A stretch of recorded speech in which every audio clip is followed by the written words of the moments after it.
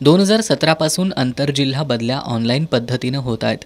मात्र 21 जून 2023च्या शिक्षण विभागाच्या निर्णयानुसार जिल्हा परिषद प्राथमिक शिक्षकांच्या आंतरजिल्हा बदल्या बंद होण्याचा धोका निर्माण झाला होता.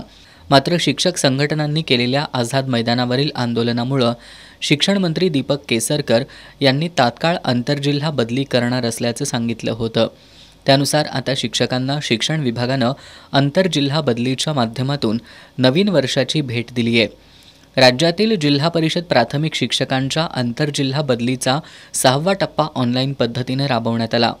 यामध्ये राज्यात 2329 शिक्षकांच्या बदल्या झाल्यात. कोल्हापूर जिल्ह्यात 201 शिक्षक इतर जिल्ह्यातून येणार असून कोल्हापूर जिल्ह्यातून 42 शिक्षक इतर जिल्ह्यात जाणार आहेत, अशी माहिती प्राथमिक शिक्षणाधिकारी मीना शेंडकर यांनी दिली. आंतरजिल्हा बदलीच्या आम्हाला काल लॉग इनला याद्या मिळालेल्या आहेत.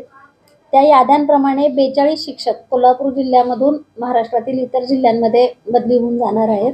तर कोल्हापूर जिल्ह्यामध्ये 201 शिक्षक आहेत की जे इतर जिल्ह्यांमधून कोल्हापूरमध्ये आलेले आहेत. पदावनतमध्ये आम्हाला 2 मुख्याध्यापक आणि बाकी 102 शिक्षक असं स्वेच्छेने पदावनती त्यांनी मागवलेली आहे. फाईल प्रोसेसमध्ये आहे आमची. ज्यांना बदलीनं पदस्थापना मिळाली आहे ते शिक्षक 15 दिवसात बदली झालेल्या जिल्ह्यात रुजू होणार आहेत. कोल्हापूर जिल्ह्यात बदली होऊन आलेल्या शिक्षकांपैकी सर्वाधिक शिक्षक रत्नागिरी आणि सिंधुदुर्ग जिल्ह्यातील आहेत. एकूण 86 शिक्षकांनी कोल्हापूर जिल्ह्याला पसंती दिली आहे. सिंधुदुर्ग जिल्ह्यातून 71 शिक्षकांची बदली कोल्हापुरात झाली आहे. दरम्यान कोल्हापूर जिल्ह्यात प्राथमिक विभागात बिंदू नामावलीनुसार 1455 इतक्या रिक्त जागा आहेत.